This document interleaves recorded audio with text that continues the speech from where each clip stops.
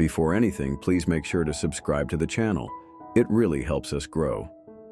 Now, welcome to Eternal Philosophies, and let's dive into the video. Today, we explore a fascinating thought experiment that blends logic, faith, and probability. Blaise Pascal's wager. Is believing in God the safest bet you'll ever make? Let's find out. Before diving into the wager, let's meet the man who made it. Blaise Pascal was a 17th century French prodigy, a true Renaissance genius. By 12, he was doing original geometry. At 16, he revolutionized math with what's now known as Pascal's theorem. He invented an early calculator, laid the foundations of probability theory, and made crucial discoveries in physics and fluid mechanics.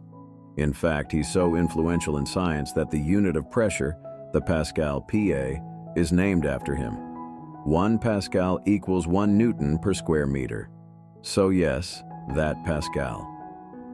But late in life, after a spiritual awakening, Pascal turned away from science and devoted himself to the big questions.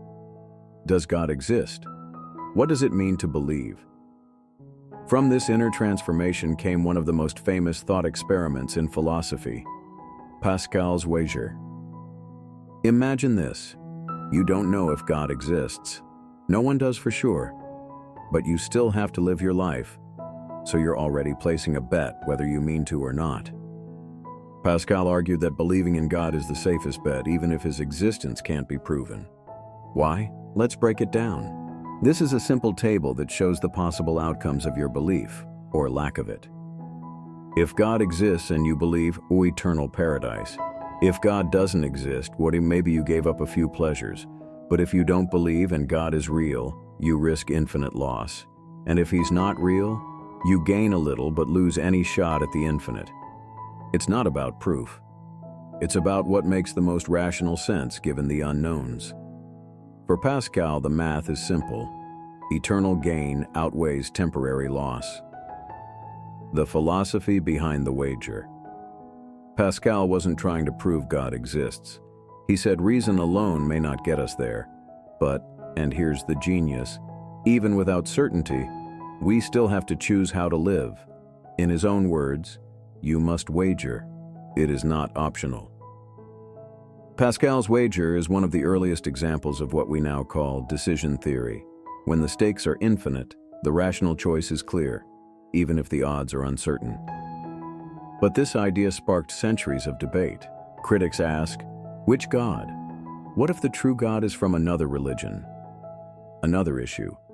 Is belief that's based on fear or gain real belief? If you're only believing because it's the safest bet, is that authentic? Would any God accept that? And finally, some argue the wager oversimplifies spirituality. It treats belief like a game. But for many, faith is a relationship, not a gamble.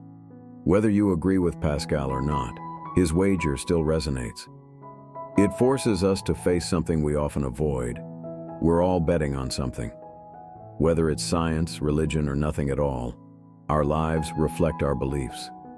So ask yourself, not just, do I believe in God? But what am I betting my life on? Are you risking the infinite for the temporary? If this video got you thinking, like really thinking, subscribe, like, and share.